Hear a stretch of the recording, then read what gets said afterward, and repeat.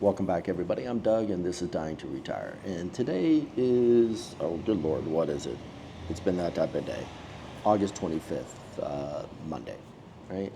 And still waiting for my lawyer to get back to me with the paperwork and stuff. But today, what I want to talk to you is a little bit on topic, but off topic about moving to Guatemala. And what I want to say on that is, again, I've been married to a Guatemalan, been together with her for over 30 years, and been noticing this and looking at couples there and couples here, what I've observed. And also, since I've been down here, met with a gentleman who's moved down here, been here for a long time, and other folks. And I've listened to a lot of podcasts of people living in Central and Latin America. What I'm going to talk about today is probably taboo for some, but I'm talking about the relationships people have. And again, apologize for the noise in the background, but this house gets hot, even though the weather in Guatemala is fantastic, because there's no windows for airflow, not a lot. So I'm standing by a window for airflow. And when you're looking for a house, you want something with good airflow down here. Okay, well, let's get back to the subject, because I know I'm rambling. And what I've noticed a lot in relationships for Central American women, couples, when they move to the United States, over time, they will end up separating, but never divorcing. And I know to many that's a cardinal sin. But they will go and have separate relationships. And this is my observations, because the man moves on to another wife, or another wife after another wife, still has children, but they're still married still married technically by the courts. And I used to feel sorry for the women, and I'm putting it this way, I used to, until I started noticing how the women, once they became Americanized, began to treat their husbands. And I'm going to be honest, like shit. They were demanding everything. Even if the husband was providing a lot, they still treated the husband like shit. And I can tell you more than half of them, the women became dead bedrooms. And they got super fat. Notice that a lot, super fat. So the husbands just moved along. Now, back in the day, I used to think that was all bad, because people would, from TVs to church to everybody, would say, this is an evil thing, you're not supposed to be, that's not a real man. But on the flip side, that's not a real woman either. The dead bedroom, you don't understand, she's got other problems going on. And yeah, you can call me red pill, I don't really care.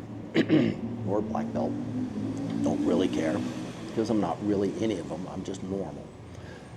I've noticed a lot, it's not just the dead bedroom is a symptom, not the whole thing. And someone a long time ago said something to me that actually hit. If a wife treats their boss and coworkers better than they treat their spouse, there's a problem there. And they have, in my opinion, misplaced priorities. They treat their family, bend over backwards for their family, and really don't care about their spouses as much anymore. And I think it's kind of funny, because many of the folks down here are very Christian, very Roman Catholic, and it does say cleave from your family when you get married. So you have to have that separation, because now your spouse is your relationship.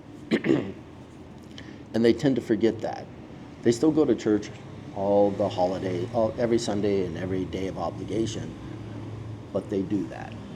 So that's one of the things that people, when they're moving down here with a spouse from North America, even if they're Guatemalan, raised in the United States, but become very Americanized, that's a problem you're going to have to start looking at and have an honest discussion. Because there are a lot of pretty women down here, like anywhere that you go. There's a lot of fat women down here, because they eat a lot of American food, or just overeat, overindulgence, and they just don't care about how they look. But that's going to be a temptation that's going to hit a lot of people. So you have to think about it. Now, I'm not excusing it and saying men should go out and cheat or anything like that. But men have a lot of options down here. It is common down here for a man to be married but have a mistress. And the more you begin to see things and what has happened, you can understand it. Now, it's an interesting dynamic. I'm not saying that's where it should be, They're not saying the man, he's a bum or an alcoholic. Nope, not saying that. Most of the time, they're not. There are many times they are, but in general, they are not. And a lot of the women down here just become cold. Just like in America, they become cold. It's the man's fault for everything, when in reality, it's not. You could do 80% of all the bills in the house. You could do 80% of all the chores in the house. You can do everything. And you can have a spouse that still has misplaced priorities. Their family's more important than you. Everything's more important to you. You have just become a paycheck to them. And for them, I'm going to recommend, again, like I said, I used to feel sorry for the women, but now I've begun to realize and looking at the other things and how it's going, nope. I actually think it's perfectly normal and safe for a man to get up and just walk away. Yeah, divorce is the best option, but in the United States now, as we all know, if a guy divorces a woman, she is going to take half or more because she needs to maintain the same level of livelihood, however you want to call it, that she had when they were married, but no one says the same thing for the man, which I think is funny, but hey, it's, to me, nowadays I don't think, excuse me, nowadays I would not recommend men to get married ever, not for a long time. Now that's just me, and I know this is a little bit different, but it's observations when I'm down here. You see a lot of loving couples, but then you see a lot of couples and people talk. It's like, yes, they're married, but he has a side piece. Yep, it happens. I see. Even in poverty, even in places where it's extremely poor here in Guatemala, you will have it. And to me, that's a micro look into a bigger picture, because if it's going to be like that in Guatemala, a somewhat developing country, but there's money here. Don't let anybody deny that there's not money here. There's rich here. There is a lot of wealth here. And it's more spread around than people think. But it's a micro look at what's going on in the world. So part of me, and again, there's a lot of people are going to get mad at me for talking about this, but it's an interesting dynamic in here. You will see the Latino men down here have mistresses. You'll see the Latino men in the United States. Many of them have a wife up there and a wife down here. I remember an Afghan proverb a tribal elder told me once, which was basically, a man with many wives likes to argue. And I think that's very true, so I don't know how they do multiple wives. To me, that's insane. But I know I'm rambling a bit, but I welcome your thoughts on what you see, what you're seeing on that, especially for those who are becoming expats or slow travelers, or looking around. What have you seen in the relationships? Have you ever thought about going native? And I hate to say it, going off the reservation, however you want to call it.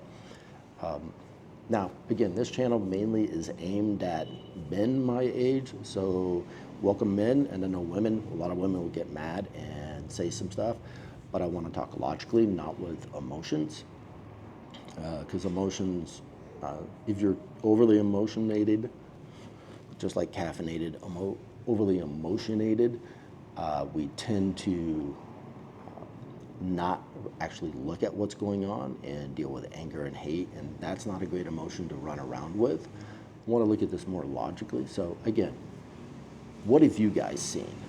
Have you seen that going on in your travels around the different places?